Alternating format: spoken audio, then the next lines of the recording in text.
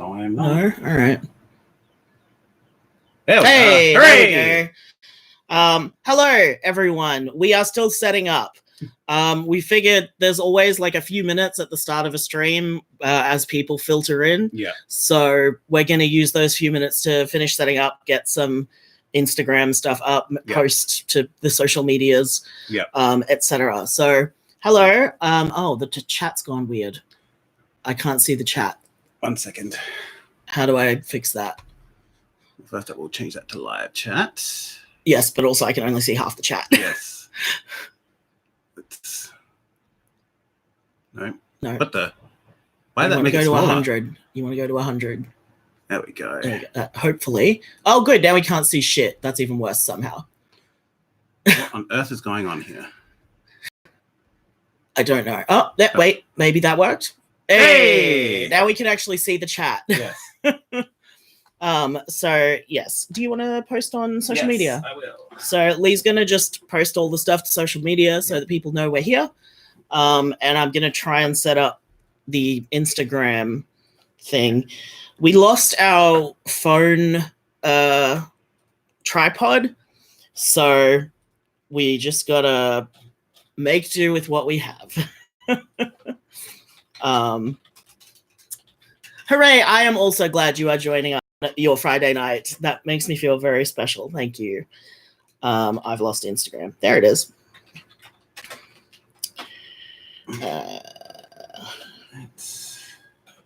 God, it's been a long time since I've used Instagram Live. I've forgotten everything. Same.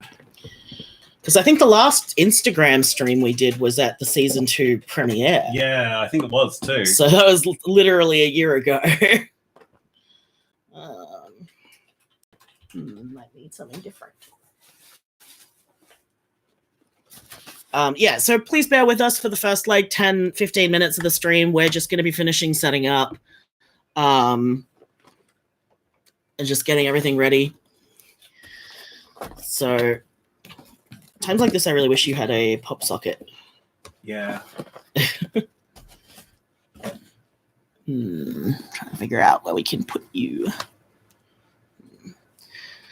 We have a gooseneck holder, but it did not work. We tried using it, did not work. Hooray, yes, you are in the right time zone for once. That has been one of the biggest challenges with our Patreon live streams, was finding the right time of day. This time of day seems to be good for most time zones.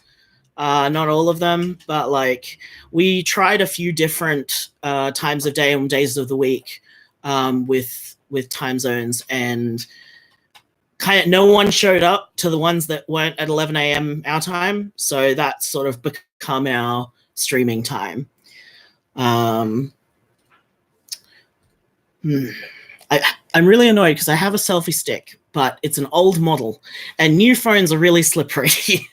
And it does not want to be friends. Yeah, a lot of US time zone stuff is a nightmare for me. I'm pretty lucky because I'm home most of the time. But Lee works, so he misses a lot of stuff. I do. I miss a lot. Because if people are doing something online, it's probably around this time. I'm at work around this time. And usually. Lee is usually around at work at this time. That is just going to fall out, isn't it? Yeah, it is. It's not safe. We're all learning together. Oh my God, Bixby, go away. It's all right. I made him go away. It's silly because I actually uninstalled Bixby because Bixby is just ridiculous. It did not do anything the way I thought it would work, and it's just wrecks every time. I have forgotten how to go live. Great. Oh, wait, I think I found it. Yes, I did. Yeah. Okay, cool. It was on the 22nd. Oh, yeah. Of course, because time zones, yeah.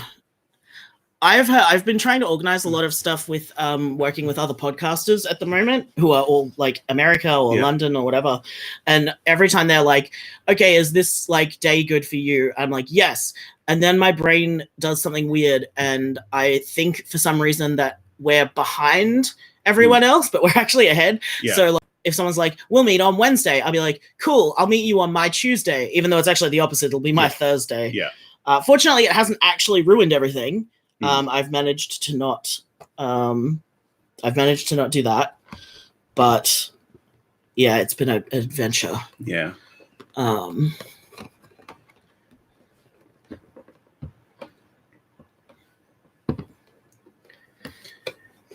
And yeah, it's now come to the point whenever I'm organizing with someone, anyone in the US is like, all right, so I'll see you on Friday, which is my Saturday. Yeah. It's kind of like when you try to talk to Americans about temperature and you have to convert everything into Fahrenheit because, I mean, I love y'all, but apparently y'all don't like to Google.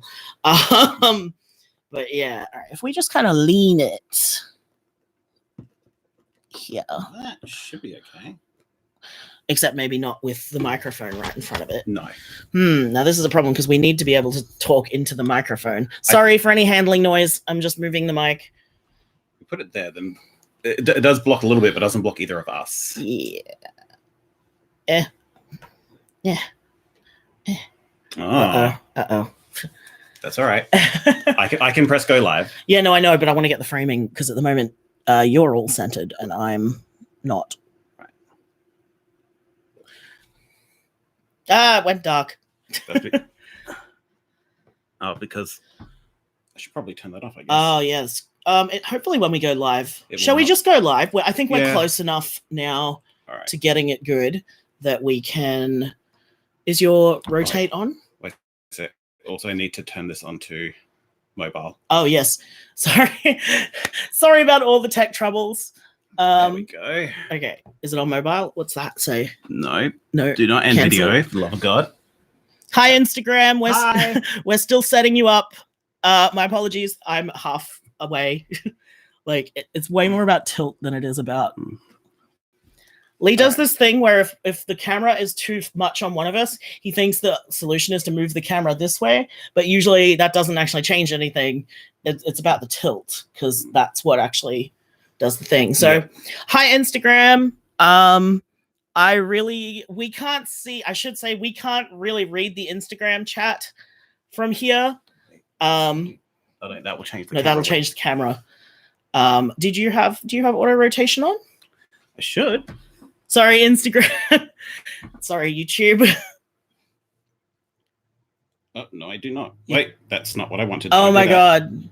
Wow, we are just having every problem. So part of the reason that we're still setting up, even though we've been streaming for 12 minutes now, is because I finally got all the cables I need to use my DSLR as a webcam.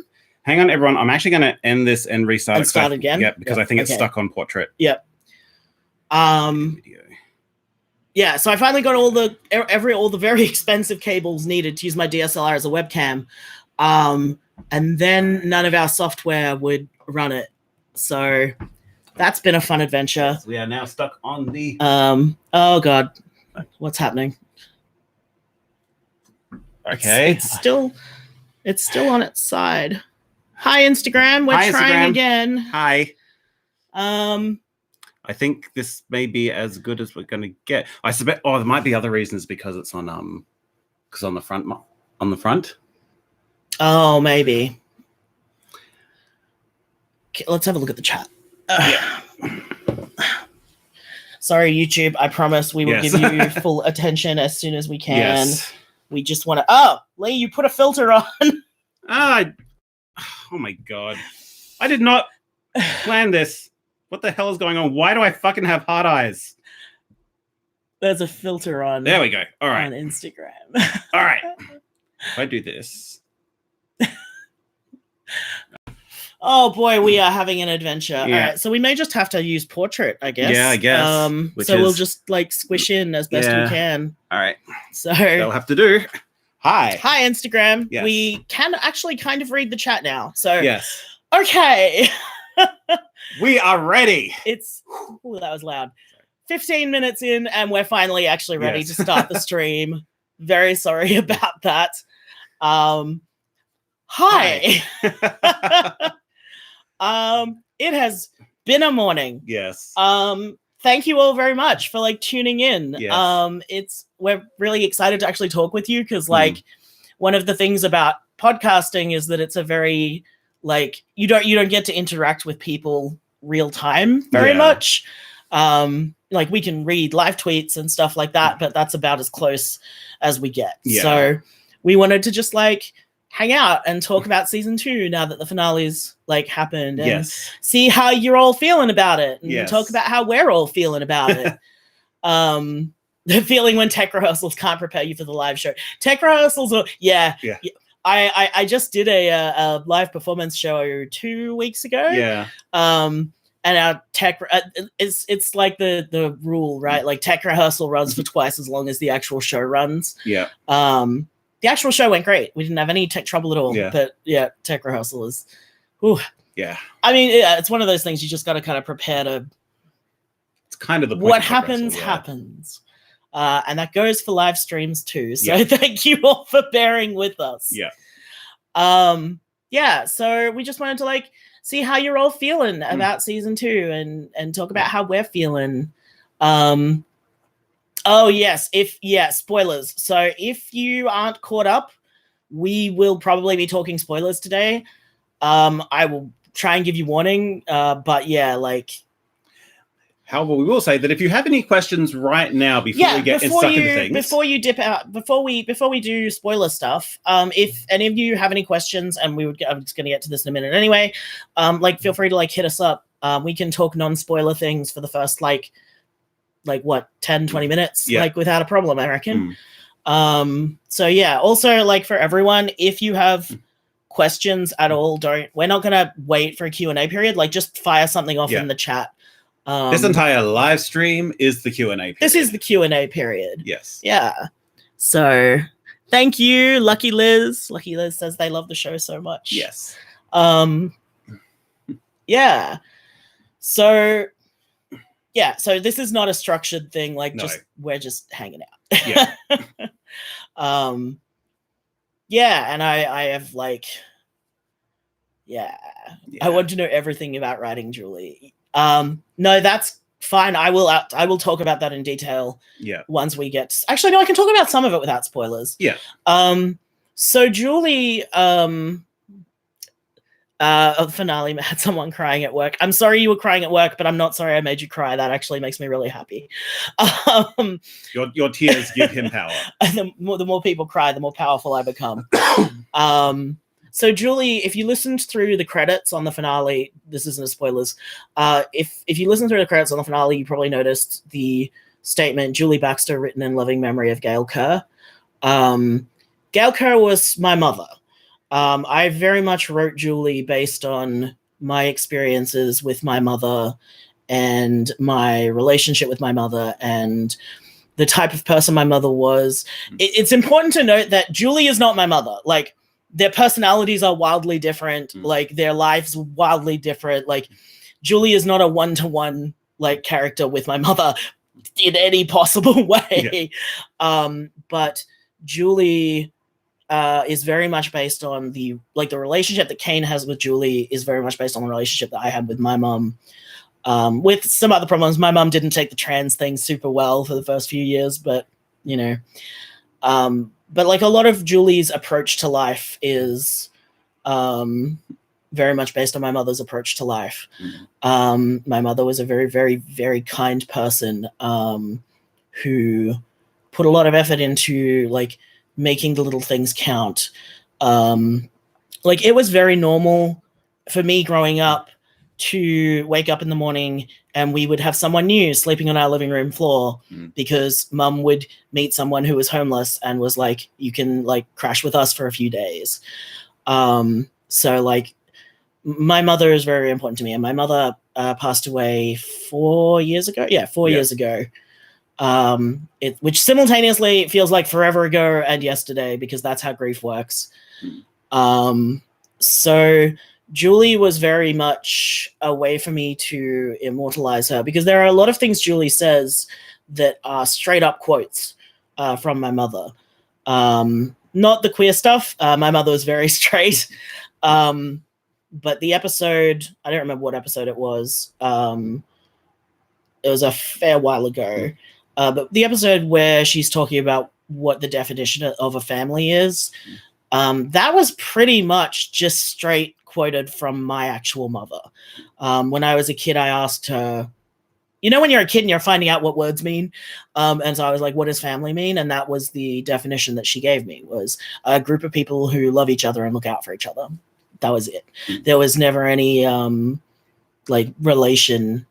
Blood relation was never a part of my family definition for the first like many years of my life. It was only as I started to get older and started to learn from context what other people meant when they said family that I started to learn that that's what most people mean.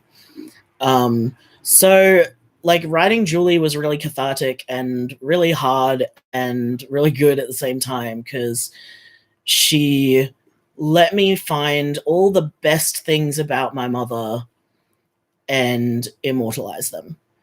And I mean, like, you know, the great thing about Julie is that she's fictional and she can be perfect. And I mean, she's still not quite perfect, but, you know, my mother obviously was an actual real human and was not perfect. But I think that when people are good, remembering the best of them is like really important. And yeah, so Julie was very much my mother's, I don't know, surrogate, I guess. What did you forget to do? I'm just posting it on another. Like, yeah, so, okay. TFK Pearl, I want to say thank you as someone who is getting into writing and reconciling my life now with grieving over a family member. Hearing someone else grappling with it, even in a podcast, is very needed. That means a lot to me, because, yeah, and a lot of the ways that Kane feels about his mom, I feel about my mom, even when, you know, when he finds the tapes at first and is like, I don't know if I want to hear this. What if it just hurts? That was something I actually experienced, because when my mother passed away, there were two separate instances, actually. So my sister had some recordings of mum, like voice recordings that she'd saved, and was after mum passed away, she sent them to me, and I did not listen to them because I wasn't up to hearing mum's voice again so soon. And the second time I kind of grappled with it was mum's old mobile phone had some like saved like outbox messages in it, like SMSs. And so before we had her phone turned off, my sister actually sent those out. And the ones that, so basically the last communication I ever got from my mum was after she died, and I got texts from her phone saying that she loved me very, very much. And that was weird and a very modern experience. It was really good, but it was really hard. There is something very difficult about hearing something new from someone who's dead. Especially like, and I think, you know, we talk about like ghosts are a big thing in media, right? Like in like stories and everything. And I didn't want to do that, you know, like, because a lot of my experiences with grief, like ghosts and afterlives, don't really come into it. But there's still weird connections.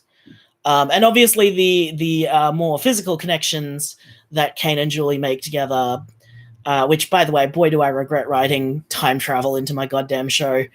Even if it is like non-linear and astral projecting and whatever. Yeah. I regret that. It makes planning season 3 really hard. Even though there's other things like that's all sort of like a physical manifestation in the show, I think that kind of stuff really exists as a metaphor anyway, because, you know, I will go to someone's grave to talk to them, and I think that's a very common experience.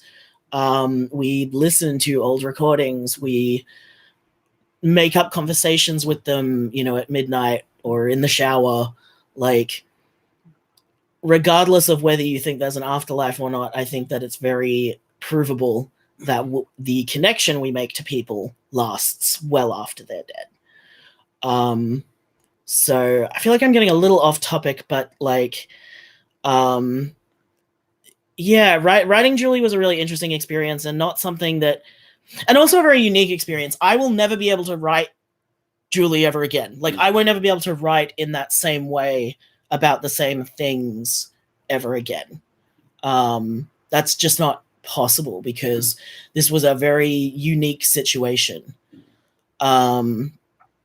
I don't actually even remember. Do you remember when I was planning season 2? Yeah. Do you remember at what point I decided there were going to be tapes from Kane's mum? I think you decided that incredibly early. Yeah, I just don't remember why. Because like I remember that we had a discussion when we were sort of trying to figure out where season 2 was going to go and sort of what the things we wanted to explore were. Oh yeah, I remember now, because it was really one of our drives down the beach, I recall. Yeah, the voice actor that voiced Julie was so good. Isn't she so good? I want to like slam things, but I won't, because that would be sonically very bad. Nick Romery is one of the most incredible people I've worked with. I'm just realized I'm like getting further and further out of frame on Instagram. Nick is just incredible. She is astonishing. She just, I don't know. She's perfect. She's perfect, and I love her. And I can't even think of praise, because that involves like not just screaming about how great she is. She's just wonderful, and she had so much like big work. As a writer, I was very mean to poor Nick. Like, she had to do some wild like emotional turnabouts. And she did it though. That's the thing. Like, she did all of it. There was one, I don't remember which episode it was, but one of Julie's tapes, we didn't even do a second take on. She literally did the first take, and I was like, I don't need that was exactly right. That, for people who've never worked with voice actors, that never happens, ever. Usually you get 2 or 3 good takes, and then you take it back. When you're editing, you'll find the best one. Yeah. It's really rare to hear something in studio and go, that's it. Yeah. That's exactly it. I think I remember that too, because me and Kermie were in the control box. Yeah, Kermie's our audio engineer. Yeah, and like basically after they did that, I think it was the I'm Sure I Saw You. Yeah, I think episode 99 might have been the one. And you sort of, oh my god, and I just put down the. So I was like, oh my god, it was amazing. So the setup of the studio, the way we usually have it set up is there's the control room, and then there's the actual recording room. And I am usually in the recording room with the actors, because it's way easier to direct someone when you're actually in the room with them. And Lee and Kermie will be in the control box. And we can't hear what's happening in the control box unless they press a button, basically. And so after she just smashed it on that one take, I just immediately started like screaming, just like, that was fucking perfect. I don't want a second take. Like, that's perfect. And then like, yeah, Lee presses the thing, and then you hear Lee and Kermie just screaming, oh my god, that was so good. And poor Nick, like, I felt really, I apologized literally 2 minutes later, because poor Nick, from her perspective, had just finished doing a very emotional read, and then 3 people started screaming at her. Like, I felt really bad. It was. We were all screaming positive things, but that's still a very intimidating thing to happen suddenly. Yeah. But yeah, like Nick, she is so incredible. I try not to. I don't like reusing voice actors. If I can, I think that it's really. I think that one of the great things about being in our position is we can give people like their first CV like thing as indie producers. But if I ever have a reason to use Nick again, I will. She's just incredible. I have a particular plot that I would like. You're like way out of frame. Do you want to snuggle in? Yeah. I have a particular plot, little short story that if I ever get around to writing it, I already have like Nick cast in it. Yeah, like, I already know what I want her for. She's just incredible. Yeah. This whole live stream could just be us talking about how great Nick is, honestly, but we won't do that. Yes. But yeah, Nick is wonderful. She's just amazing. We were so lucky that she auditioned. It turns out that she was actually a friend of Rosalind, who is our credits voice. So Nick and Roz does our like the voice that says you've reached the Love and Luck podcast. That's Roz, and her and Nick work together, and they're really good friends. But also Melbourne is really small. Like I met someone at the live show I did, which has nothing to do with podcasting, who I was working with as a teammate, who is involved in the same like burlesque group as Nick and Roz. Like Melbourne's real small. Like we have a population of what, like 2 million, I think, like or 4 million now. I think something huge. But like the queer scene is itty bitty. Yeah. It's actually really dark in here. I'm gonna turn the light on. Like we're still fine. I don't know if the light, it might just make us look yellow. That's all right. I look shiny now. Oh yeah, okay. It was a good try. I don't think it's that dark. I mean, let us know in the chat if you think that our camera is too dark, but I think we're all right. Yeah. So yeah, and casting Nick, because the thing is like Julie, as I said, Julie is like so important to me as a character. She is so much of my mother and my relationship with my mother. Casting her, I knew was going to be really hard. And it was. We received more auditions for Julie than any other character, which, to be fair, compared to our remote auditions, was not many. I think we had about 21. Yeah. Still not bad for a local podcast audition. Yeah, it's hard to find actors when you're like, you must be in this city, able to do this time of day. Yeah. Like, it's difficult. Yeah. But I knew casting Julie was going to be really, really hard. And I do remember Nick did go straight to our shortlist. I'm not going to lie and say that when I heard her, it was like, yes, that's it, because that didn't happen.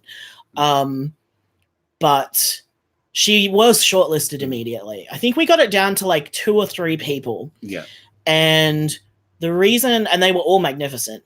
And the reason we went with Nick was because we are very strongly committed to diversity, unsurprisingly.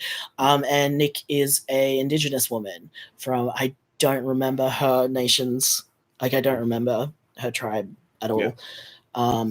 But we basically prioritized her because making an Australian show where we don't prioritize Indigenous people is garbage. Yeah. So yeah, and it worked out so good because she's so amazing. It's so amazing when doing the right thing also gives us benefits. Yes. Yeah. Because she's just amazing. Okay. God, I literally said I'm going to stop talking about how great she is like 5 minutes ago, and I just did it for 5 minutes more. Right. So I think we're probably at the point where we can start taking spoilery questions. So if people... so we might start talking spoilers. I'm not guaranteeing we'll talk spoilers for the next 5 minutes, but if you haven't caught up, it is probably worth dipping out and coming back. This live stream will be recorded. You can come back to this like later. So yeah. We have a thing. Yeah. So we mentioned, so this is something that has taken a lot of Americans in particular by surprise, and British folk as well, actually, which that one annoys me slightly more. Not them specifically, but Britain as a whole. Yes. Because it's a pretty common cultural thing here in Australia to acknowledge the Indigenous peoples whose land you're on. How you do that varies a lot depending on your politics, depending on the type of thing, whether it's a in-person event or if it's a piece of digital media. Like, how it's done, there's a whole bunch of ways.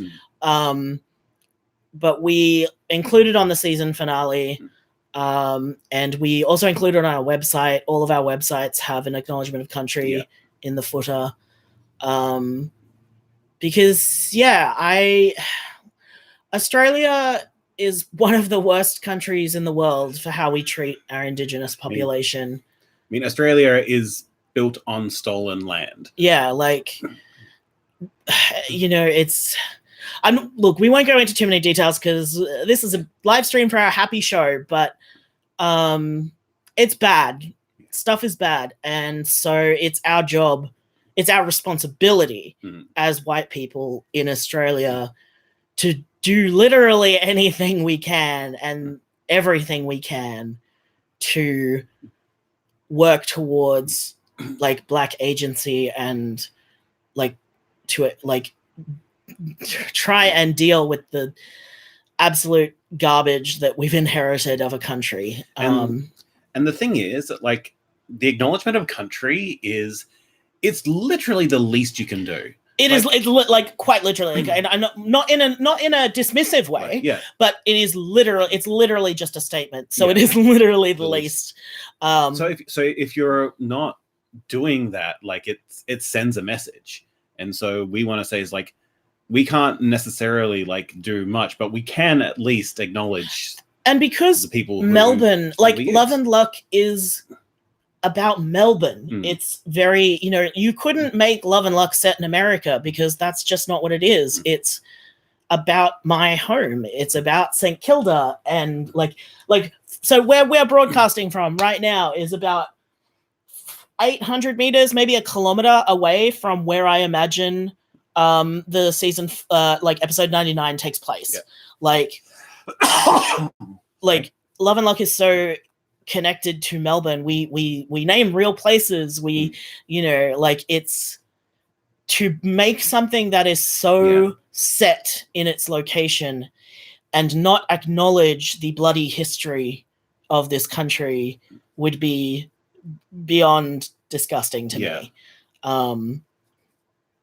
So I encourage you, like, obviously if you're not Australian, like, don't just like take our acknowledgement of country and reword it, like, because I don't know what Indigenous people in your country want. Find out who, like Google is very powerful. Find out if there is some kind of Indigenous organization in your city, and contact them and say, hey, I would like to know more about whose land I'm on. I would like to know how I can acknowledge you in the things I do and acknowledge like the history of genocide. Welcome to our cute romance live stream where we're going to talk about genocide. But the thing is, we can't avoid it because, the colonization and genocide of Indigenous Australians is still happening. Like, like Aboriginal deaths in custody is like a massive problem here. And like, we can't talk about Australia. We can't talk about Melbourne. We can't talk about something that happens in Australia, a podcast that happens in Australia, without acknowledging what is still happening in Australia. So I know it's really heavy, and I appreciate you all for like sticking with me through that, but it is really, really important. So we will actually talk about something happier now, I promise. Yeah. So let's talk about how we feel about season 2 and about the finale. Let's talk about nice things. Yes. So how did you feel about episode 100? So obviously, like, I'm in it, so there's that sort of thing as well. I think the bias is implied here. Yeah, fair. But like, I said it on Twitter when it came out, but I feel that I did probably some of my best acting in episode 100. I think that the monologue was just like inspired writing. It was absolutely beautiful, and I was like so happy to inhabit it. But also, it was like it was a big emotional roller coaster. It hit all the things I feel are strengths of mine as an actor. I was able to go through all of it, and it was an amazing experience to do. How do you feel about the episode? Like, not your part in it, but how do you feel about like the episode? Yeah. It was incredible to open up that sphere for the first time. To be able to, like, because for most of the time, like, the magic is entirely off camera. Yeah. In Love and Luck. So I mean, it still is. Yeah. And so all we usually get to see is sort of what Kane and Jason sort of think about it, and their sort of views of magic and like the way they perceive it are kind of fairly similar. Like they're not exactly the same, but they're highly compatible because they're highly compatible people. And bringing more people into that and sort of seeing how other magic users sort of feel about that magic and how they interpret it and see it it's like, it was really wonderful to sort of show that like this magic is like, it's not in anyone's head, it's real, but it's also so heavily influenced by who you are. Yeah. That was something, because when I wrote the season finale episode 100, I mean, it's as you know, it is nearly an hour long, and we mostly do 10 to 15 minute episodes at best. Yeah. And I was looking at it, I was like, well, I could split this up. Each person's recording could be an episode, but it didn't feel right to do that. Like, I felt like I wanted people to hear everyone's different experience at once. I didn't want there to be a week in between. I didn't want it to be like, and this happened, and then we rest, and then this happened. I wanted it to feel more like, I wanted you to be able to compare their experiences a lot faster. And if we'd released them as separate episodes, then there would have been that. That was something I struggled with a lot, because I was looking at the ridiculously long finale episode, and I was like, I was kind of worried that people wouldn't appreciate that, because I think that sudden long episodes out of nowhere can be really intimidating. But hopefully, because it's a finale, like, people could sort of handle that. So yeah, it was, writing the season finale was probably the fastest I've ever written anything, because I knew what it was going to be. I knew what it had to be. And I had to write it all as close together as I could, because I needed, as we were talking about these people's different experiences, I needed it to still sound the same. You know, I don't know if that makes sense. I get it. There needs to be commonalities, even if everyone perceives it differently. Yeah, exactly. There needs to be sort of a working model of what happened. Yeah, and writing. So I actually listened to one song on repeat for the entirety of writing episode 100. Which is a song called Let Me Keep This Memory by the band U137. It's a great piece of music. And I listened to it on repeat, and now when I listen to it, it makes me cry. Because, as I said, like, particularly writing Julie, because, you know, as I said, like, writing Julie was a very emotional thing for me anyway. Writing this last tape from her and thinking, if you knew this might be the last thing that someone hears before they know you, or before they find other things, if you think this is sort of your last chance to say something, what do you say? And it also was, you know, the great thing about Julie's tapes is, because we're just listening to this, you know, as she said, it's one way. It's just her talking. There's no two-way conversation. And that's what podcasting is. When I write something for a podcast, that's a one-way conversation. I am speaking and you are listening. And so Julie's final message wasn't just from her to Kane. Julie's final message was also from me to everyone who listens to the podcast, because, you know, for everything that Love and Luck is as a story, as a community project, it's become a lot more. I'm just going to lean in to read the text. Awesome. I will answer that question in a moment. Yeah, so like, I really loved writing the finale. It was really hard and it was really emotional, but I am probably more happy with the finale than I am with most episodes of Love and Luck. It was also wonderful to, I don't know, it was nice to get to hear these characters talk in a different way. You know, normally we're hearing voicemails, which, even if you do the very silly long voicemails that these characters do, they're still different to a recording that's meant to be kept. So yeah, that was, I don't know, it was a lot of fun. I have a lot of feelings about the finale. I'm really happy with it. Every time someone tweets that it made them cry, I gain power. Yeah, it makes me really happy. And Julie's final tape was one of the most cathartic and wonderful things I think I've ever written. Yeah. Speaking of writing, the question of what is my writing process like. So usually what we do, I say we as if you have any I am not part, like the most part of the writing process I do is do some beta reading. That's pretty much Lee's job in the writing process is for me to sit there and be, Lee, listen to this, give me your opinion on this. So I usually write in sort of 3 blocks. What I do is I do an outline, and then I do the first draft, and then I do the second draft and polishing. So for the outline, what I do is I know roughly how many episodes I want a season to have. We aim for around 50. Season 1 was 48. Season 2 was 52. Who knows what season 3 will be? We'll find out when we get there. Because when I wrote the outline for season 2, it was only 50 episodes, I think. And it got shifted as I actually wrote it. So with the outline, what I'll do is I'll go through and I'll go, okay, what are the big important story notes for the season?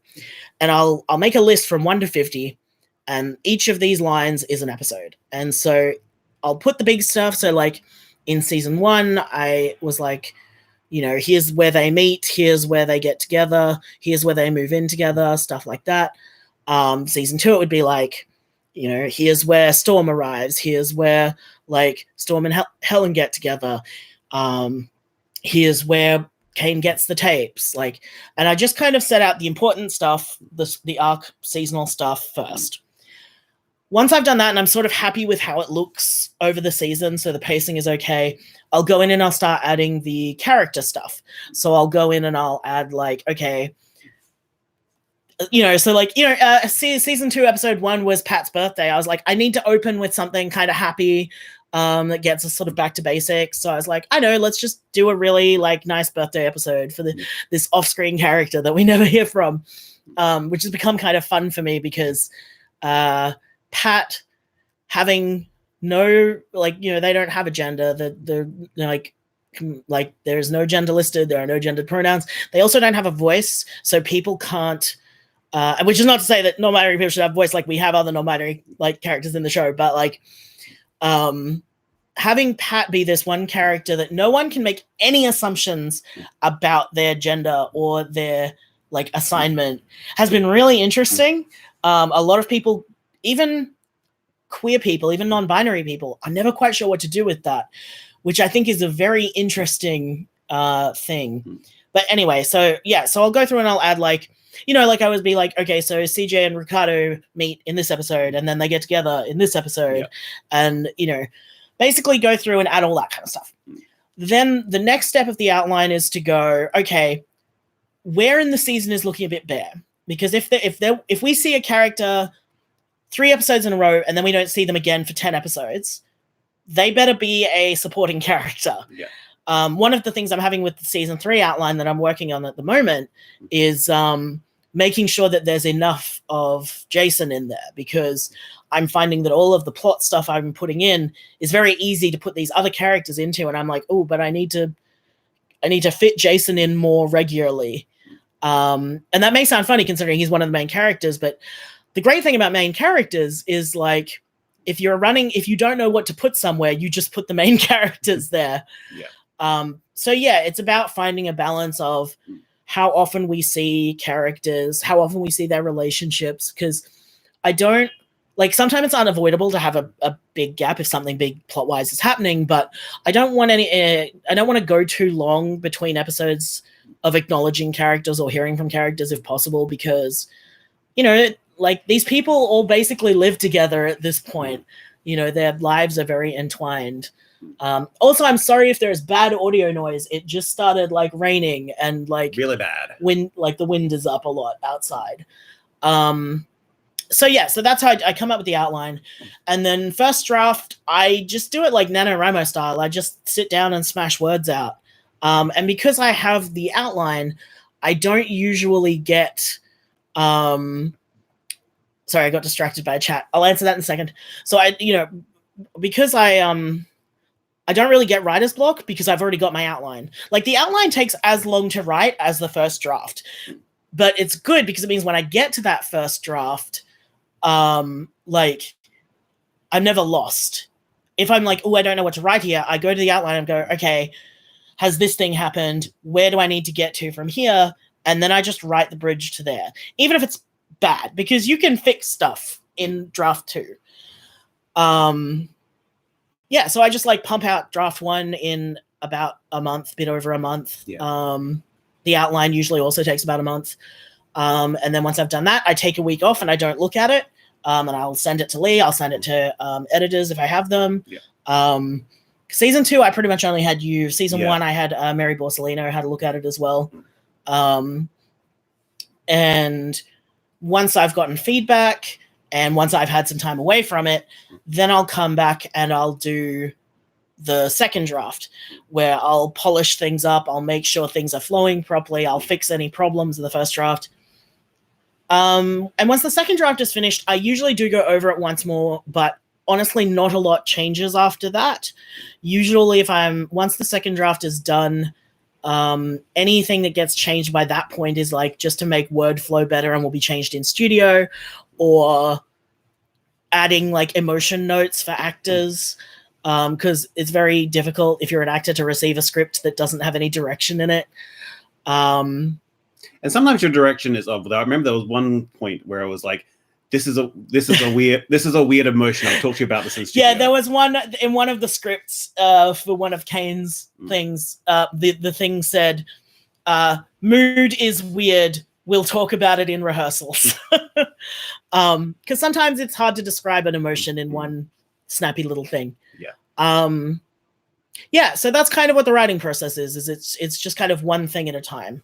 It usually takes around 3 months. I think season 2 took a little over 3 months. I think it took like 3.5 from like start to finish, like including outline. Season 3 is going to be harder to estimate on that because the outline has been being worked on in a much, because I thought we have other things on at the moment that we're working on. So the outline has been being built in a much slower, modular way. It's nearly done. As I said, I've just got to kind of basically fix some JSON issues. Yeah, so that's basically the writing process. Right, so this is a long question. In S1, Jason and Kane talk about the ethics of their magic use, but still end up justifying changing their friends' emotional states without their consent or knowledge. It was an interesting look at how good, kind people can still make huge moral errors. Will S3 pick the theme up again? It would be really interesting to see how they deal with realizing what they did. So something that I was very conscious of was, like, part of that discussion was if it's okay to do, like, in a non-magic way, it's okay to do magically. So, I mean, admittedly, I haven't looked at the scripts in a while and I don't listen to the show as it airs. I can't think of a time where they did this where they wouldn't have been doing non-magical things as well. Like there was a point where they explicitly said in season 2 that they weren't going to use their magic to I think that was person down. Victor. Yeah, Victor. I think, yeah, because Victor wanted to feel those. Because Victor wanted to feel sad, so they didn't do that. Yeah. Because the ethics wasn't, we can never change people's emotions with magic. The ethics is we can only do that if they are consenting to being cheered up. Like if they want to have their emotions changed. Because we do that without magic. Like all of us do this every day. Like if your friend is like, I'm having a really shitty day, you might be like, oh, do you want me to cheer you up? Like, you know, or do you want to just feel bad about it? And it's worth remembering that we're not hearing the conversations they're having. We're only hearing the messages later where they talk about, like, you know, oh, you know, they were feeling bad, so I soothed them. Yeah. In the actual, like, situation that we're not hearing there, they would be saying, like, hey, do you want to be cheered up? Like, it's important to remember that we're not, you know, Love and Luck isn't presented as a, like there's a lot that happens that we don't hear. We're hearing people discussing it later. And those stories always miss key details. Yeah, exactly. But like, as I said, like if you can think of an example where they clearly did that, please let me know. But usually I've been very careful to make sure that they are only doing it when people want to be cheered up. The only thing I can think of that does go against that is when they don't know they're doing it. For example, you know, Helen doesn't realize that she soothes people. And, you know, they try to talk to her about that and she doesn't believe them. And that's very hard. Although even though Helen doesn't know that she's cheering people up, she is often engaging in actions which right. It'll cheer people be up anyway. Do you want me to make you a cup of tea? Like Helen's magic often emphasizes the actions that she's doing, rather than just like pointing her mind at something and making it work. Yeah. So it's a good question. I think about the ethics a lot as I write the show. There have been a lot of plot things that I've changed from initial thoughts to how it comes out because, I think, and this is actually thematically very appropriate because human interaction is very messy, and it's unfortunate, but it's true. And so it makes sense that magic is also messy. It's yeah. and so will season 3 sort of look at those kind of themes at all, do you think? It's not in the plan at the moment. Season 3, so we've had a very interesting evolution, which wasn't planned, but has worked out really well, where season 1 was about romantic love, season 2 is very much about family love, and season 3 is going to be very much about community love. We are going to look at... Oh, hello, we have a cat. Cat time. This is Boop. This is supervising director Boop. We are going to look at toxic habits in communities, not in best of luck. Don't worry about that. Everyone's good. This cat hates being picked up. He only likes being held when we're live streaming. It is extremely weird. I don't know. I just realized Instagram can't see him. Here you go, Instagram. Hi. This is Boop. He's a chunky boy. Yes. Uh-oh. Kitten, please. Oh, Kitten, don't rub on the camera, please. And please, let the Instagram people watch us. DJ says manipulating people is pretty normal and lighter manipulation. Goading friends to do what they want to do but are scared, or smiling at friends as a reward. That's exactly what I mean by if it's okay to do non-magically, it's okay to do magically. Getting your friend a blanket and ice cream after a breakup is a totally fine thing to do to affect their mood. So is easing a little bit of the heartbreak.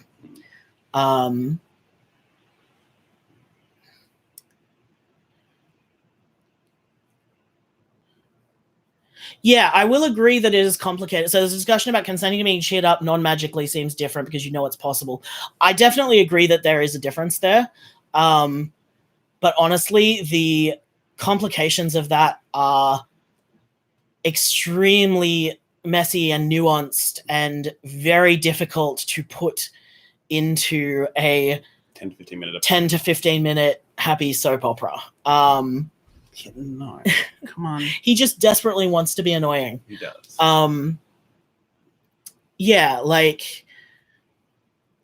I will say, I think a really good example, actually, if we are going to look at things that are slightly more iffy, is the real estate thing, which, again, they justify with, well, we would offer a pet bond, so it's okay to make ourselves more lucky. Now, they're not directly manipulating a person with that. They're manipulating luck. But it is still honestly,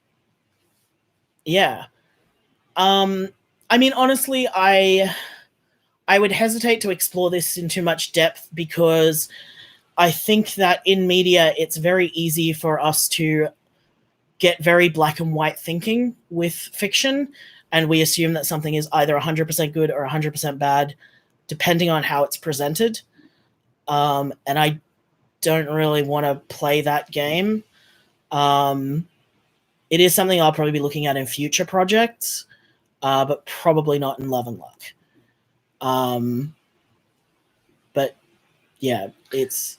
But I think it's probably worth noting when we're sort of talking about this discussion and stuff like that, is that if you assumed that the magic that they're doing to calm people down is also involving the mundane actions that we use to calm people down, if we assume that magic isn't being used is used as sort of an amplifier rather than as something that point your mind at and it works, does that change how people think about the impact and the I don't think it does, because as Kohava says, it's more about what the person knows is possible. Yeah. So I don't think that necessarily changes it.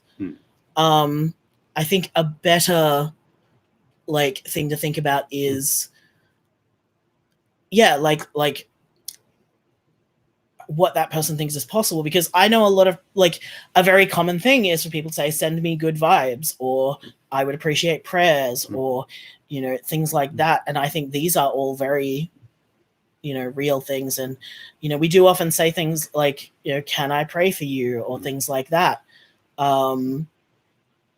So I will concede they could probably cloak it under that kind of thing. I don't know. It's a really good question, and it is definitely a very complicated situation, because the problem is if you say, can I do magic to make you feel better, that's not necessarily going to go down very well. Like people aren't going to believe that. When I say go down well, I don't mean like people are going to be offended. I mean people just won't believe it. It's interesting, and it does depend on like what kind of magic they're doing as well, because I think that the luck stuff versus the emotional stuff, the ethics are really complicated and different. It's the kind of thing that I would love someone to write an essay about, but I'm probably not going to explore too much in the show itself, because it is really complicated. And also because, and this is not to like diss anyone who likes thinking about magic systems as magic systems, but for me the magic in Love and Luck is the metaphor of it is kind of more important than the actual mechanics of it. And obviously if you are the other way around, that's totally legit. Like totally respect that. So it's an interesting thought. It's also been like one of the things with writing season 2 was trying to figure out what magic can do, because season 1, because they're just discovering it, I didn't plan out this magic system. It's something that's evolved as I've been writing, which worked out to be for the best, because I think it's very strongly affected by who's using it, and we're going to explore that a little bit in season 3, and in looking at how the magic mechanics work depending on who you are and what strengths you have. That is something we're going to be looking at in season 3. It's so unfortunately I, like many fantasy authors, did not start this with a Wikipedia of my magic system. That's not my style. All of them felt something different. Yeah, because that's what it's like, right? When you feel really connected to someone, you're not necessarily feeling exactly what they're feeling, even if you're feeling really connected. Because and this kind of ties into the themes for me of the show, because a lot of the show is about like I mean, especially like there are some parts in season 2 especially where I've basically just spray painted it's a metaphor on like the tallest building. It's that's why there's all these parts in the show where people are like, what can I do? I don't know what I can do. And having the approach of, well, don't ask what can I do in terms of what's needed, because maybe you don't know, maybe that they don't know, maybe the community doesn't know. Look at what you can do and then aim that. That's why Julie becomes a nurse. That's why Victor becomes a nurse. That's why Kane and Jason open the bar. Yeah. That's why, like, I almost said a spoiler for season 3. I managed to stop myself. Because I think that sometimes, especially with the state of the world the way it is, oh, purry baby. No. With the state of the world the way it is, I think I and a lot of people, we get very overwhelmed and paralyzed and we don't know what to do. But I think it's way easier to approach that fear and overwhelmingness, that's a word, by looking at what you can already do and then directing that. you know, like, I mean, I can't go to rallies. I can't, you know, there's a lot of things I can't do activist wise. So, a moral of love and luck. If you don't know what else to do to become a nurse, hey, look, if you're able-bodied and you can become a nurse, honestly, it's a noble profession. As like, obviously, I feel that way, considering I now have 3 characters in the show that are nurses. Also, we need more queer nurses, please. Yeah, like, so, but you know what I can do? I can do stuff on a computer. I can tell stories. I can organize like stuff online. Like I do a lot of very boring like admin stuff to help organizations and people do things because that's what I can do. Yeah. You know? Yes, baby. Hello. And hi. I was going to say something else, but I lost the thought. Oh, I can actually tell you where that comes from as well. So the whole do what you can thing, the thing that actually inspired me wasn't queer at all. It was a great article I read years and years and years ago now about a removalist here in Australia. I mean, he's a removalist, right? That's not, you don't think of removalists as necessarily having a lot of power to make the world better. That like, however, he's the cat is being annoying. What this guy did, please don't rub on the microphone. Come on. So what this guy did, he was like, okay, well, I'm a removalist. What can I do? And he started doing free removals for people escaping intimate partner violence and family violence. And that I thought was such a perfect example of do what you can. Like, you know, he took his skills, his industry, and he aimed that in a way to help people. And I think that that is one of the most valuable things that we can do when we start feeling overwhelmed is to do is to take what we can do and aim that, because I think that's how shit gets done. Because not everyone has the same skills, not everyone has the same capacity, but if we all do a little bit, it adds up, you know? And I need to lean forward because I can't see stuff. Please match all characters to soft drinks and ice cream flavors. Oh, shit, that's a good one. First, I'm not going to answer this question. The question of where the magic is coming from. Because, actually, no, I will answer this question because I think that my metaphors have been blatant enough that I feel okay about making this explicit. The magic doesn't come from the Best of Luck bar. The magic doesn't come from Kane specifically. The magic is created when people love each other. It's really as simple as that. Like, the magic is created when people like love each other and work together and are with each other and assume the best of each other and do their best. You know, we are going to go a little bit more into that in season 3. I did promise this stream I would give some hints for season 3, so this feels like a good one to drop. We are going to meet magic users that don't come from the bar, that have already know about magic, in fact, for much longer than any of these people. We are going to meet those people in season 3. So yes, the question is, why doesn't everyone have magic? They do. They do. And I mean, that's the metaphor of the show, is like, we've all got it. We just got to use it. I mean, Helen was doing it for Helen ages. was doing it. And this is the thing, is Helen was doing it for so long, not knowing she was doing it. And most people are probably like that.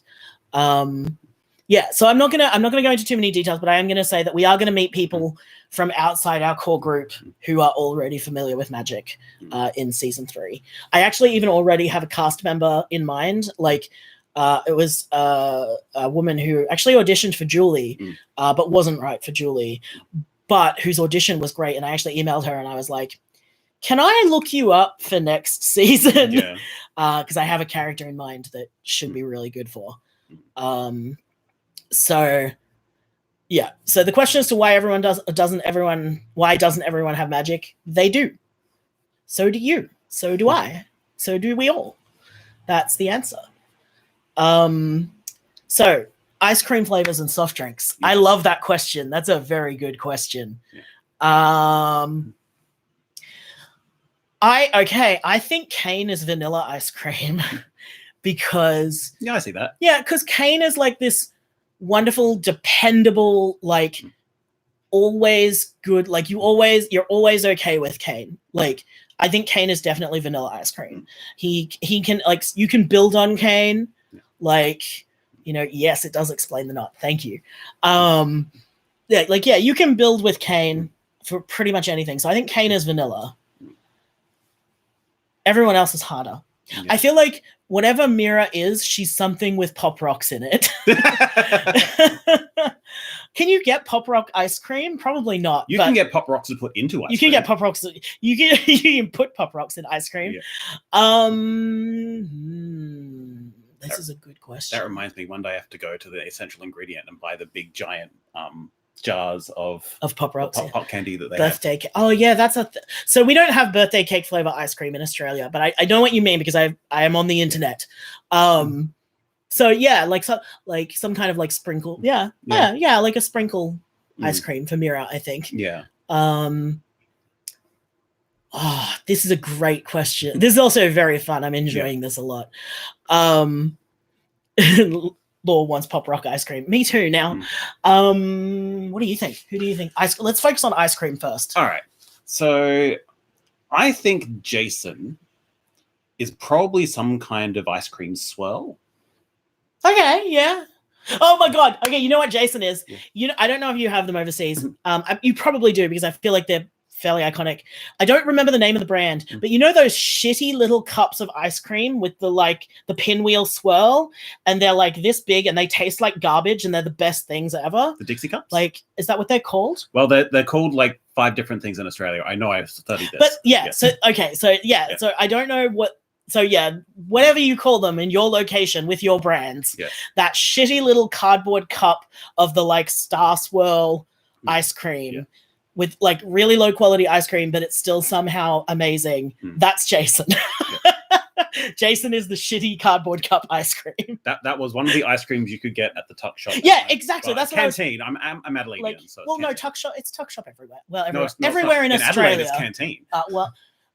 Yeah, okay. Yeah. But yeah, the tuck shop, the canteen, whatever you call it. Yeah, exactly. Yes. All school canteens have them. Yes. The shitty little, that's Jason as an ice cream. And milk bars have them and nowhere else has them. Nowhere else has them. Helen is the Fairy Floss Fandangle. Yes. That is the only answer. So Fandangle is a type of ice cream, but yes, Fairy Floss ice cream is absolutely. Fairy Floss Fandangle ice cream. Yeah. That is what Helen is. Yep. I guess, Fairy Floss ice cream in general. Yep. Yeah. But Fairy Floss ice cream on a stick, definitely. But I don't know if the stick is necessary. I just think the specific flavor of that brand of ice cream. Canteen, yes. Canteen is... So, okay, Australian schools don't have cafeterias. Yep. Let's clear this up. There is no cafeteria. Like, I don't know, maybe fancy high schools do. I don't think so, though. Yeah, I think some of the like super rich, like bougie high schools might have a cafeteria, but generally speaking, cafeterias are not a thing in schools here. You eat your lunch outside where it's nice. And if you're lucky, your parent, if your parents decide they don't want to make you lunch that day, they'll give you a few dollars. Yeah, and you'll go to the canteen, which is also the idea of school providing lunch is not normal here. You can buy lunch at school. There is the canteen. It is basically like a milk bar, like a corner shop. Our video ended. Shared a story. Yeah. I guess we'll start again. And we'll do it again. Yeah. Sorry, Instagram just went out. Come on, let me. Oh no, can we only do once? Hang on. What was the go back? Yeah. Tip the 3 dots. The more. Yeah. Oh no. Oh no. I know. We might not be able to do more Instagram. I know. Oh no. What can we do? I don't think so. I think that's the flash, honey. Oh. Well, we're sorry. Sorry, Instagram. Yeah. You're gonna have to come find us on YouTube. Yeah. So fairy floss ice cream is what it sounds like. It's ice cream that's flavored like fairy floss. Yeah. It's great. I love it. You might, if you're an American, you might call it cotton candy. Oh, cotton candy. Yeah, that's right. Cotton candy, I think, is what you call it over there. Yeah. So I forgot. Oh, cafeterias. Cafeterias aren't a thing here. Yeah. There is a shop that's like a little like convenience store, basically. Yeah. And so you can get like a sausage roll or whatever. Yeah. Sausage rolls, ice creams, not usually sandwiches, but you can't get sandwiches, but like you know, the usual like Bain Marie kind of stuff. Yeah. And like packets of chips and stuff like that. But it's also not really normal to get your food from the canteen. Like most people bring lunch from home. Yeah. That's just normal. Yeah. So no, canteen isn't Australian for cafeteria because we don't have cafeterias. Yes. Yeah. So yeah. Ice creams. Who are we missing? I'm really struggling on Storm. I don't know what Storm would be as an ice cream. Like probably one of those connoisseur ice creams. Maybe cookies and cream, maybe. She definitely has like crunchy bits. Yeah. I think. Like something with a bit of pizzazz. Yep. I don't know what though. What do you think about ricotta? Ricotta is some kind of like bougie, like expensive, like probably that floral ice cream or something. Oh yeah. I'm about to say salted caramel macadamia, maybe. Yeah. I don't know about like I don't know what bunny tracks are. Spicy chocolate. Yeah, I don't like the implications there. No, I don't think that she would be spicy chocolate. I do think that like I think ricotta would be some kind of like really like hipster flavor. CJ would be something really dependent. I think like CJ would be like mint choc chip, like something nice and traditional. You'll notice that I have refused to give anyone the rainbow flavor because how dare you? The best of luck bar is rainbow flavor. Who am I missing? I'm missing characters. I don't know what Julie would be. Maybe Julie would be mint choc chip, actually. Yeah, maybe. Because that kind of cooling effect that mint has. Vanilla with nuts, caramel, and chocolate bits. That sounds really fucking good. Yeah. I don't know. It's a good question. We won't do soft drinks because we already took way too long on ice cream. And also the person who asked is gone because they were on Instagram. We've actually like covered a lot of I took notes on things we could talk about in this stream. We've actually covered a lot of them. Avocado. I haven't had avocado ice cream. I know a few places that have it, but I haven't tried it yet. I mean, I can't see why it wouldn't be delicious. Yeah. Like, yeah. I think we all want ice cream now. I'm lactose intolerant and I still want ice cream now. I do think Victor would probably be like a Messina Gelato kind of. Oh no, Victor is like a paddle pop. Yeah. Victor's a paddle pop. Like caramel paddle pop. That's Victor. Yeah. And Michael would be. Michael feels strawberry. You think strawberry? Maybe. I was gonna say, like, yeah. I feel like a paddle pop is a ice cream popsicle thing. They're like the most popular brand here. I feel like Michael would be like the salted caramel macadamia. Yeah. I think. Yeah. Hello, baby.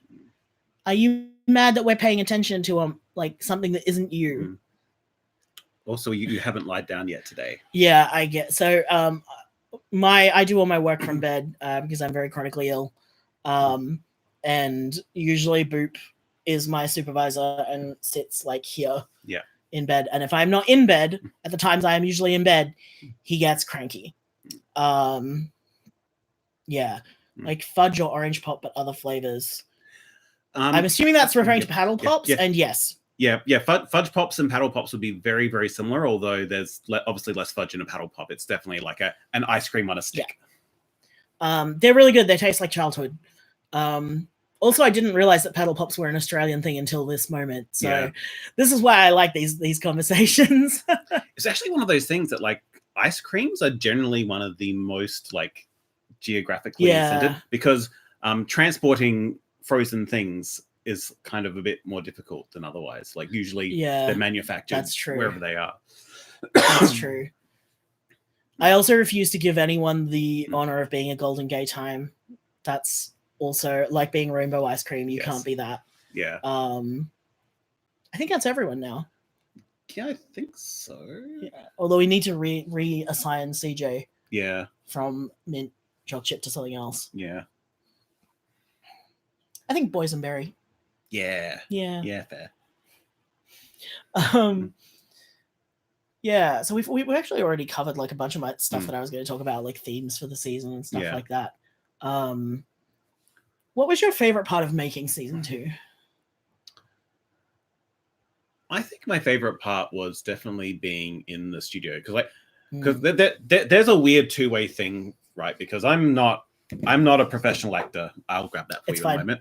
Yeah, I don't need it. Yeah, because like I'm not a professional actor, so when we actually get to sort of the acting stage, I'm often really anxious for like a good deal of the time, because I'm doing something that I've always wanted. Like I want to be a voice actor. It's something I want to do, but it's also not something I have any particular training in. Like the main reason I wanted to be a voice actor is because I spent 10 years in the call center with everyone going, wow, you have such a nice voice. You should be on radio.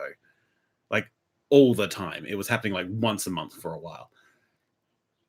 And a lot of Erin's writing is actually quite challenging as a voice actor. Like, yeah, I'm mean to my actors as a writer. I don't mean to be, just am. Yeah.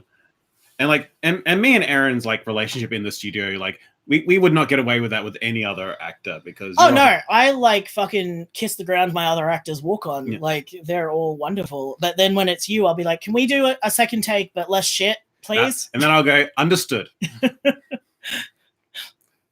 But the other thing is that often because I have read through the scripts and I'm often like, I know where the entire story goes. I have rough ideas of where Erin wants me. It's just sort of focusing through and like getting what Erin actually, like getting like the very technical aspects of what Erin wants. Yeah, because like Lee's problem isn't that he doesn't get the script. Lee's problems are all like technique based. Like he talks in his head voice a lot, and like just he squeaks a lot. Yeah, and we have to put a lot of work into like managing that. Like you get so tense. Oh my god, I am never ever writing another scene with Drunk Kane ever again. That's for the best. Getting those scenes recorded was so hard. I think we had to like stop and come back like a few sessions later and give it another try, because I just could not relax enough to sound drunk. It was honestly, that was probably the most challenging part of season 2. Yeah, was trying to get you to get those lines recorded. It was real hard, and it was hard in rehearsal too, because we would just constantly try and go through it in rehearsal and try to get it done, and we would just get frustrated by the end. And then if we would get it in rehearsal, you wouldn't be able to do it again in the next rehearsal. Or we'd get it in that rehearsal, you wouldn't be able to do it in the studio. We would have to go through the whole thing from start to finish. Consistency is not my strong suit. It never has been. Yeah, that was a challenge. Yeah, never ever doing that again. Yeah. Yeah. I think my favorite part of season 2, I also really like studio days. I like being in there with people and like, yeah, I think that is probably my favorite part. Yeah. Yeah. What was your favorite like story bit in season 2? Actually, I do know this. My very favorite part of it was the very end of the episode where Ricardo's like, so you've had your powers for a while. How long has Helen had hers? Yeah. like that bit was just like, oh. I was I'm actually, it's really interesting. So a lot of people picked up that Helen could use magic before it was actually confirmed. Yeah. And that actually made me feel really happy. I know a lot of writers get really upset if people like can see like a twist coming. Mm. I actually love it because I feel like it means I've done my job right. Yeah. Like I've laid enough clues that people can figure it out on their own. That means that like I've done a good job, for my opinion. And I mean, it still took a lot of people by surprise. And like I've known that Helen was magical since like, I mean, since writing season 1, I think like that wasn't something I decided in outlining. That was I remember when we were doing sort of season 1, when we were doing like the production for season 1. Yeah, like it was something that we sort of talked about a little. I was like, yeah, is Helen using magic? Like, but I couldn't figure out a way to fit it into season 1 and have it work thematically. So yeah, it was it was interesting. Yeah, I don't know what my favorite moment would be. Actually, no, I'm a basic bitch. My favorite moment in season 2 is Julie's last tape. That's my favorite part. Yeah. Closely followed by, from the first episode of the season, after Jason makes his terrible cake, and the voicemail that just starts with "listen." I think that's my other favorite moment. Another favorite of mine was, because I'm not a very good comedy writer, so when I actually write something that I think is funny, I'm very proud. I actually think my other favorite part, my favorite plot point was the beach anniversary, and the voicemail afterwards, and like Julie is like, I saw you and I think you saw me. Yeah, that was good. Like those very ending lines, like you smashed some of the final lines. Julie was very easy to write. Julie was the easiest character to write for. Yeah. Because Julie didn't have to respond to anything that was happening in the real moment. Yeah. Julie could just have a topic that was coincidentally on brand for that episode. Like Julie was like very easy to write. It was good. I feel really bad that our Instagram feed dropped and we can't seem to start a new one. Yeah. I don't know. Apparently 1 hour only for Instagram. Yeah, and the worst part is I knew that and I just forgot. Yeah. I forgot. I posted a link to this YouTube, so hopefully someone will come over if they need to. Yeah. And like, just let's take a moment to talk about our other actors. We talked about Nick for a very long time, but like all of our actors are really, really, really, really good. Yes. We actually, next season is gonna be a bit of a challenge because Talia, who voices Mira, has moved to Perth, so we're gonna have to do we're gonna have to like book a studio and do like remote recording for her. We're not writing Mira out, don't worry about that. She'll still be there. It's just going to be a bit of a challenge getting her recorded. And Justin is moving next year as well.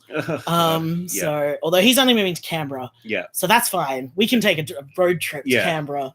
Like Canberra is like 10 hours of driving. I think that's fine. Whereas Perth is 4 days of driving. It's not as good. 4 days of driving through the Nullarbor, which if you hear Null and Arbor, means there is nothing. There's nothing in the Nullarbor. It's just outback. I've heard stories from people who drove to like Perth via the Nullarbor, and apparently most of us like, oh my god, guys, look, a tree. That was great. Yeah. So. Yeah. But all our actors are real good, and I love them all a lot. Darby was with us from season 1, and Darby has been like phenomenal, because Darby I think is one of the side characters who has been in the show like the most, because there are a lot of voicemails where Darby was there with people as well. Yeah, possibly. Yeah. And I love Darby as a person generally. Like he's just absolutely delightful. He's delightful. Yeah. He's definitely a full-scale theater boy. And to the point, every time we bring him in studio, we check sound levels, and then once we say go, he starts projecting like he's acting to the back of the room. And then Kermit, then everyone in the recording box sees Kermit flail as they try to like get the level set again. Bless him. Yeah, most of our actors don't have any acting experience before us. Like Darby does. Darby's actor. Shelley, who plays Maggie, she does.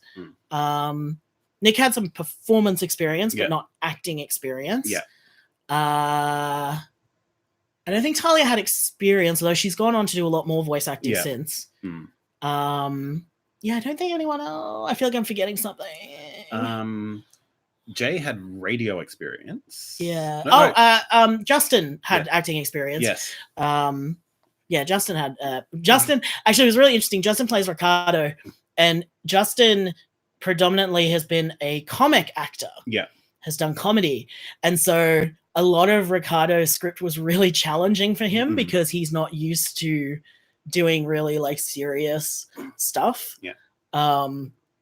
Which was really interesting because like there'd be some parts where he would do it. Oh my god, there was one part, the part where he's trying to talk to Helen about when Ricardo's trying to talk to Helen about the fact she does magic and she doesn't believe him. And she's like, there's nothing magical about it, Ricardo. But when in the first rehearsal, he put on this voice and was like, there's nothing magic about it, Ricardo. And I just lost my shit. And I was like, I love that, but we can't do that. Like, it was so funny. Like, yeah, he is an extremely talented actor in general, but comedy is his forte. Yeah. It was occasionally a struggle for Justin to try and get sort of like the vulnerability down a lot of cases, because one thing about comic acting is that that's not often something that has to come up often. And I think everyone else was brand new. Yeah.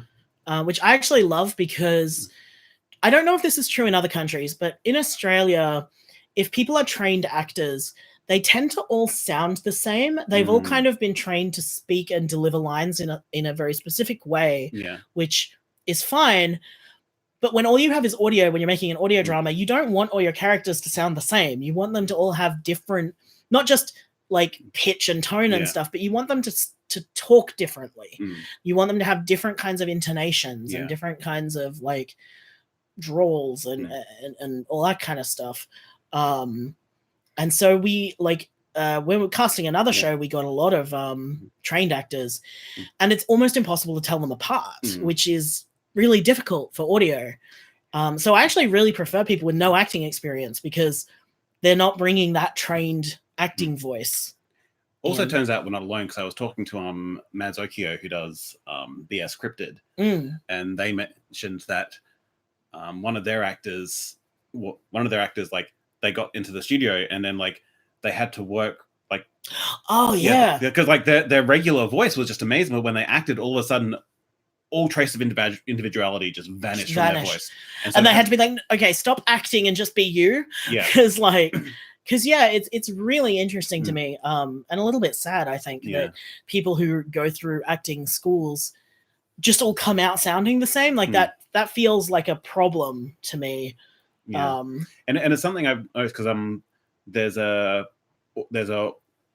audio feed called New Wave Audio Theatre, which is from Adelaide. It's basically a bunch of people in theatre like doing these audio shorts as a way of promoting themselves in the theatre scene, which is a wonderful idea. It's amazing. I don't know why there's not more people who do it. But it is also interesting that I can listen to that and I can immediately identify that these are theatre actors. Like the very technical aspects of how they speak are so entirely sort of trained theatre. That's like, oh, okay, yeah. And you have to sort of readjust yourself to think about it. Hello. Sorry, the cat's being cute. It's I have to say I really prefer using people with no acting experience. Because I wish you could see the cat right now. He's being super cute. Which is very distracting. Yes. I'm kind of out of stuff to talk about. So have we got any other questions? Hit us up with questions. We'll hang out for a bit longer. But yeah, I've run out of stuff to talk about, I think. We could always try and do soft drink, although I think that most people who are watching probably aren't Australian, and so we would be like, and soft drink is another one of those things. Like we have a lot of like the Coca-Cola brand stuff, and we have a lot of the Pepsi brand America stuff. Explain. Like we ordered food from a American like restaurant. And yes, the other day. We in Australia do have American restaurants. Look, you've got Outback Steakhouse, we've got our things. Just let's all get along. Yeah. And one of the drink options was American root beer, and I was like, I'll give it a try. I mean, I don't know anything about it. I'll give it a try. I was thinking, at worst, it'll just be drinkable. Like, it won't be good. What the fuck? I got this, what is it, AEW? Yeah, A&W. A&W root beer. It tastes like cough medicine. It's the most disgusting thing I have ever ingested. Yes. America, explain. Explain yourselves. So, question, what kind of food is in American restaurants? Okay, so this sounds really silly. It's going to sound silly, but bear with me. So, like burgers, hot dogs, fried chicken, and that kind of stuff. But like, often curly fries and stuff like that. Yeah, it depends on the restaurant. Like they'll specialize in one particular thing. Like they'll do just burgers or, I've had like, because I think, what is it? Sarsaparilla is also made with sassafras, right? And I've had that, and I don't mind that.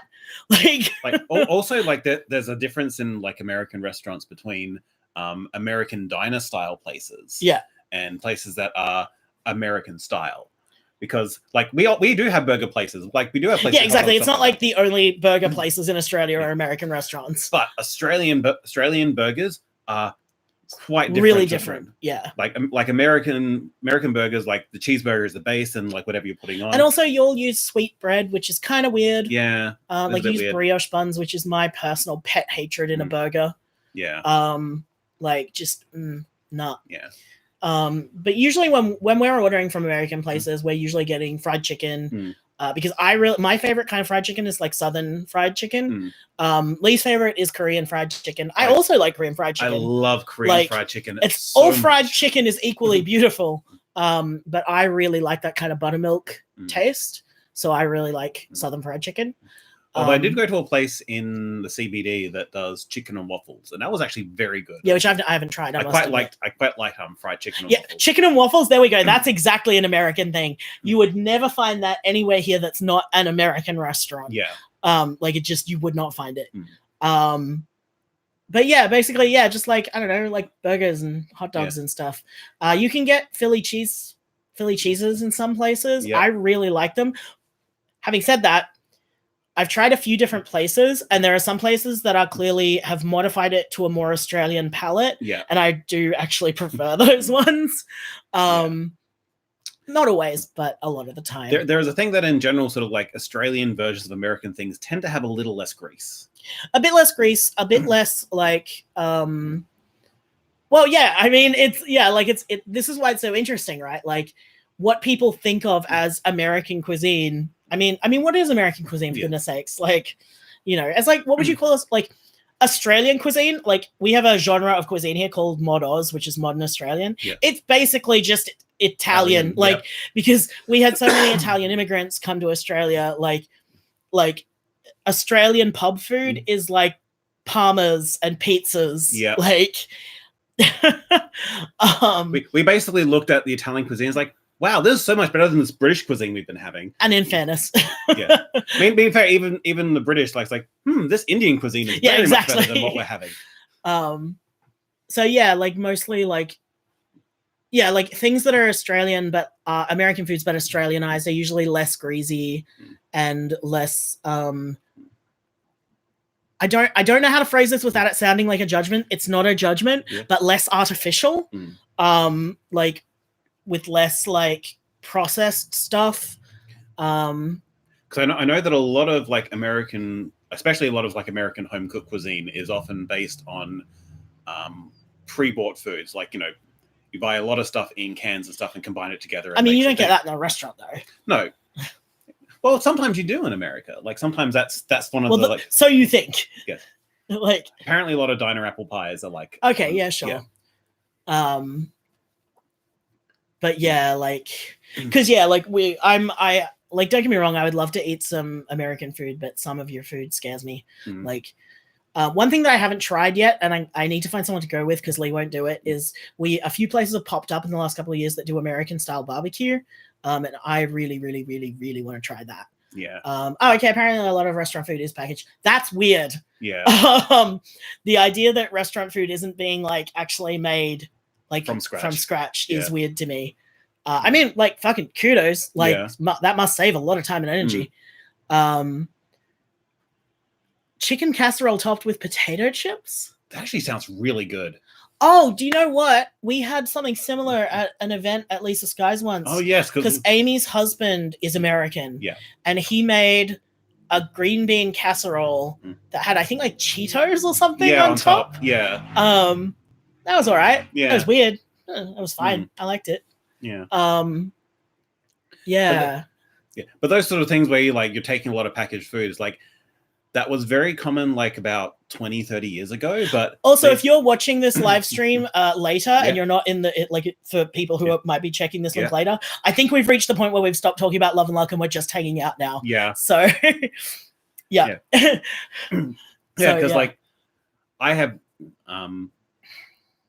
because like I know that a lot of old recipes that my mum had were often sort of built on things you bought at the supermarket and built to those specific like ingredient, like those container amounts, like things like 1 can of condensed cream, my dream is to go to America and go to your Outback Steakhouse and be horrified. Yes.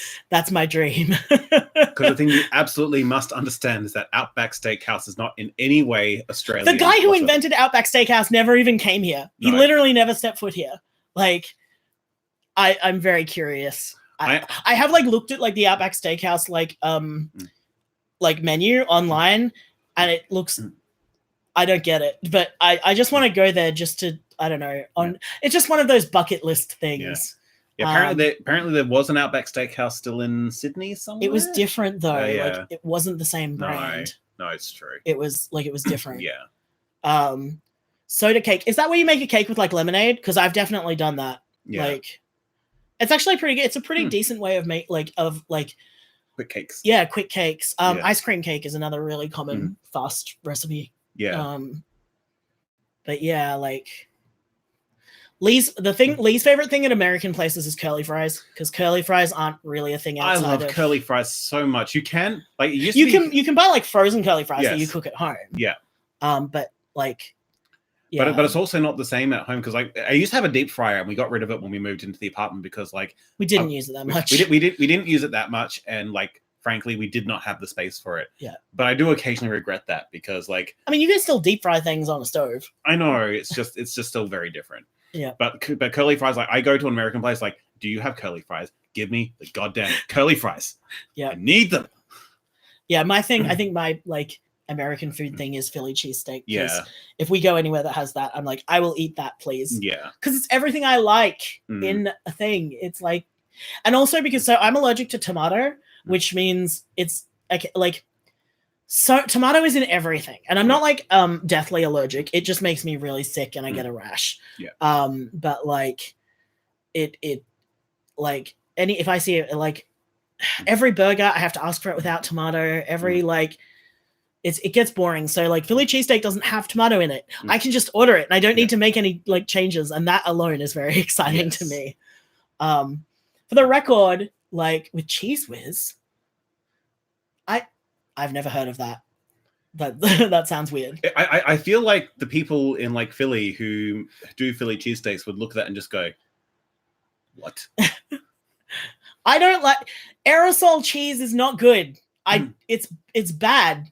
I've had it like every few years someone will buy some as a joke, and we will all try some on a cracker or something, just, you know, haha, isn't this fun? And it's always so revolting. I cannot express that enough. Like, oh my God. Like there's a thing I know is very common in the US. It's not so common here, but it used to be, was the shelf-stable craft cheese. Yeah, like you can still get that here. Yeah. Like we do have like that. And like every time that I've tried it these days, I'm just going, oh my God, that is like so salty and terrible. And I love salt in my cheese. You know what's it's good for though? Yeah. Mac and cheese. Oh yeah, fair. That the shelf stable like craft shit is really good in mac and cheese. because it melts really, really well. Yeah, fair. But yeah, I grew up poor, so I don't mind plasticky cheese. But I don't like the aerosol cheese. It's bad. Yeah. It's bad. I don't like it. I don't like it at all. Yeah. Like, yeah, I don't know what else do American restaurants have. Not much really. Oh, American like soft drinks. Yeah. Which are all terrible, and I don't know how you live. Like, it's really funny. I see this. There's a type of article that pops up online a lot about like people claim that they can taste corn syrup in soft in like, you know, like soda or whatever you call it, and it's always Americans being like, can they really though? Yes. Absolutely. Just because you can't doesn't mean we can't. Yeah. Like, corn syrup tastes real gross, and it's in all your drinks, and it tastes bad. Yeah. Maybe that's yet another reason why that root beer was terrible. It probably has. It was so bad. Yeah. I've never tasted something that bad. Yeah. So while we're on the subject of not love and luck, do people have any like questions about Australia, burning questions that you've always wanted to ask? Or other shows. Yeah. We're working on other. Oh, I mean, we released Nim's Nebulous Notions earlier this year. Yeah. We're currently working on Supernatural Sexuality with Dr. Seabrook, which will come out next month. And the trailer should be coming out in the next day or so because Apple finally iTunes finally got its shit together. Yep. Sweet. So I'll be dealing with that today. And once we launch, I'll probably post something in the Love and Luck feed about that because I feel like that's the kind of thing people might be interested in. Yes. So yeah, podcasts is good. Yes. Obviously we won't be at Podtails in next month, which is real sad, but it's like $2,000 per person to fly to America. So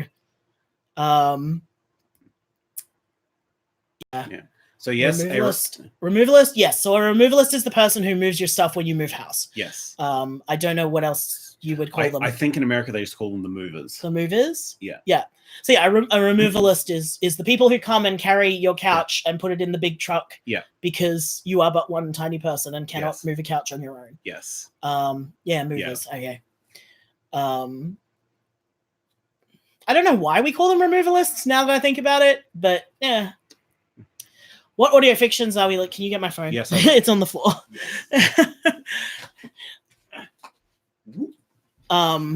We will run through our list.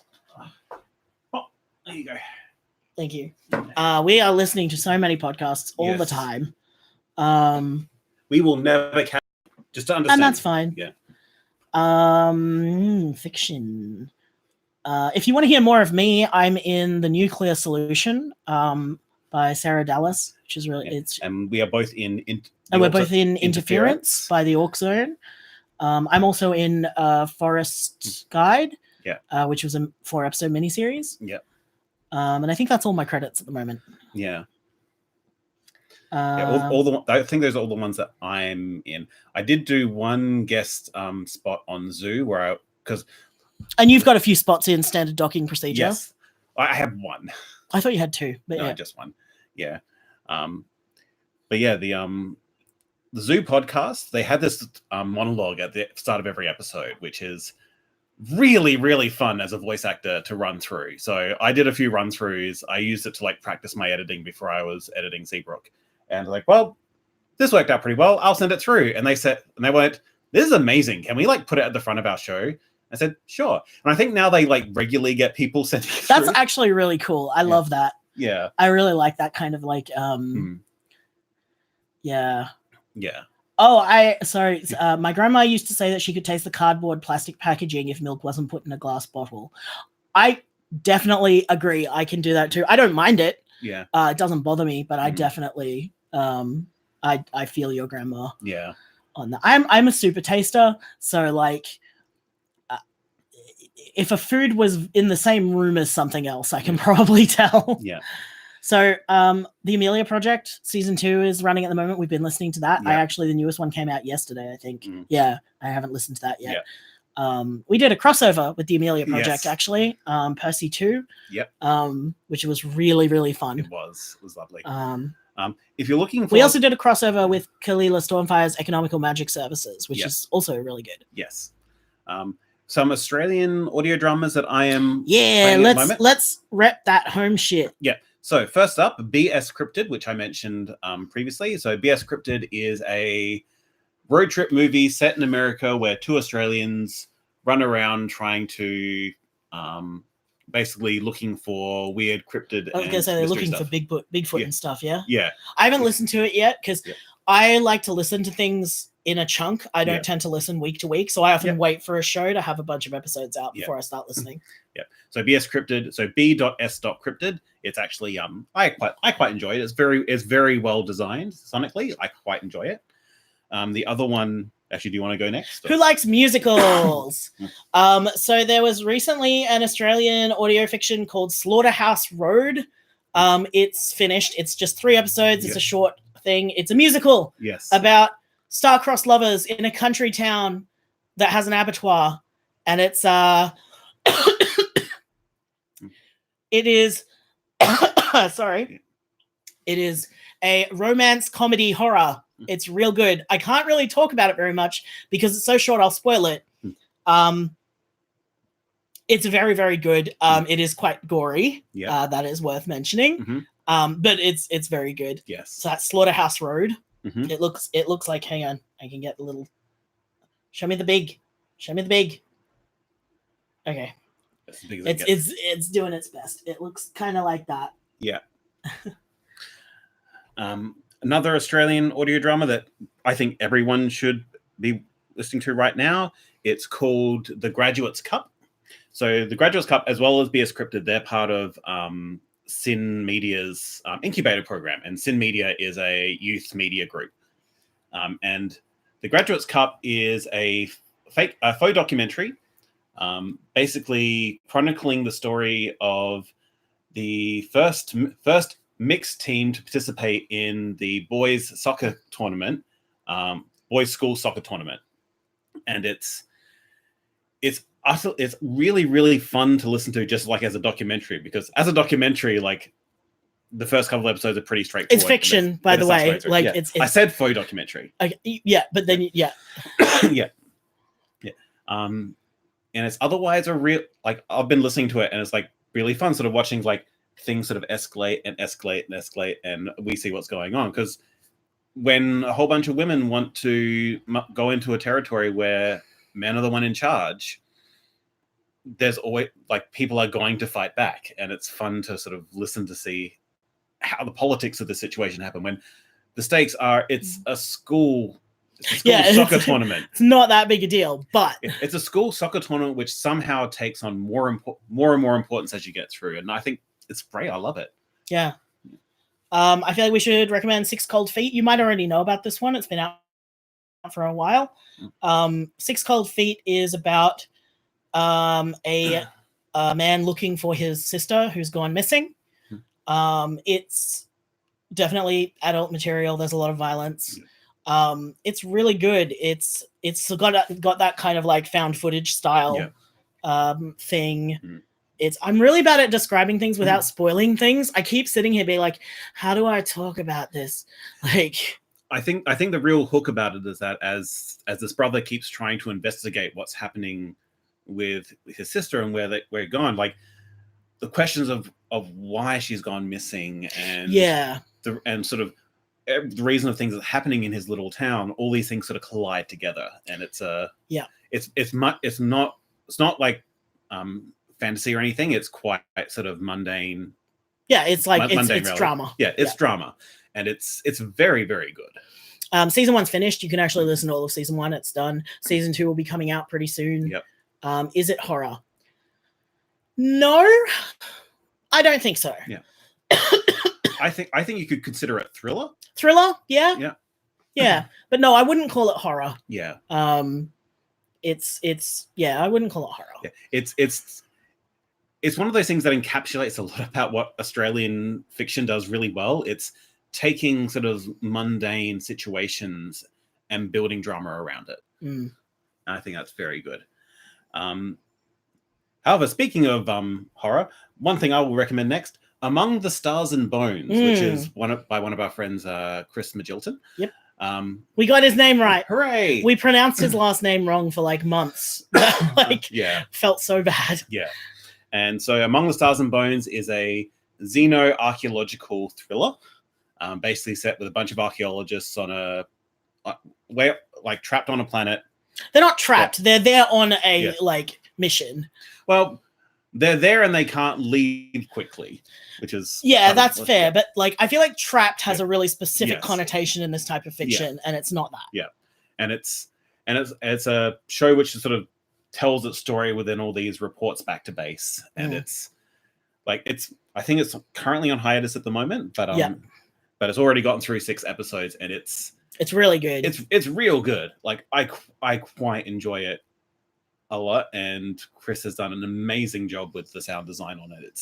He actually spoke to at AudioCraft about sound design. About sound designing. It was really, really cool. It is good. Yeah, it is very good. I actually do keep up with that one. Yeah. I can also recommend. It's already finished. There's a comedy one called Country Line. I think it will translate well. It's very much all the humor is based around so the conceit of Country Line is that it's a fictional news anchor for a rural radio station. A lot of the jokes in it I think are probably very Australian, but I also think a lot of it does carry over pretty well.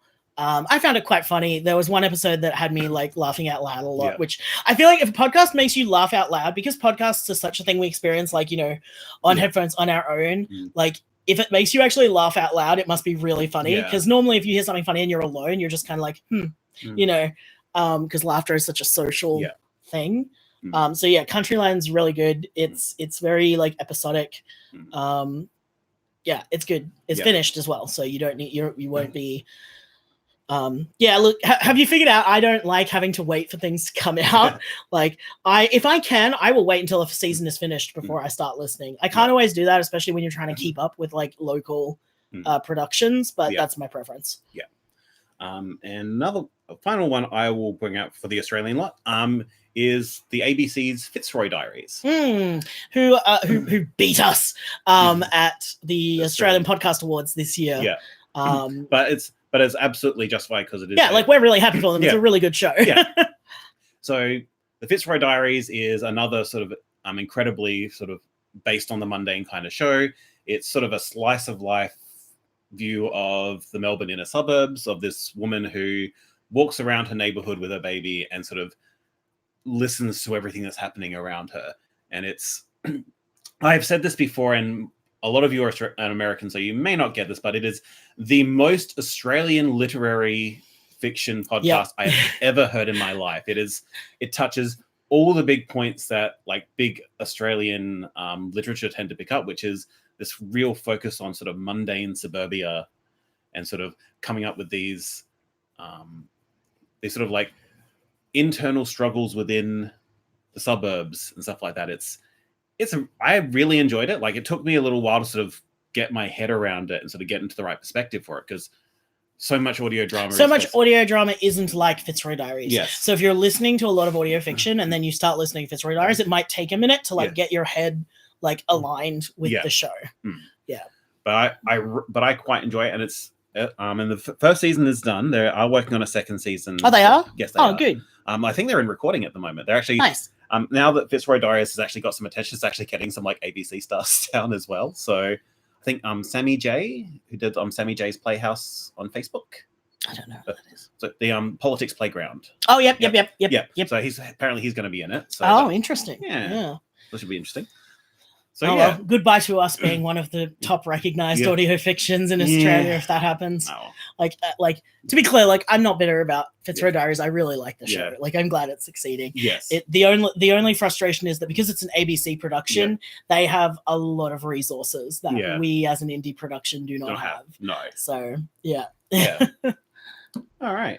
I feel like I should end us off because I think you started, so I should end. I did have one. Where is it? Oh, I can recommend Exit Plan. Exit Plan is another like urban fantasy story.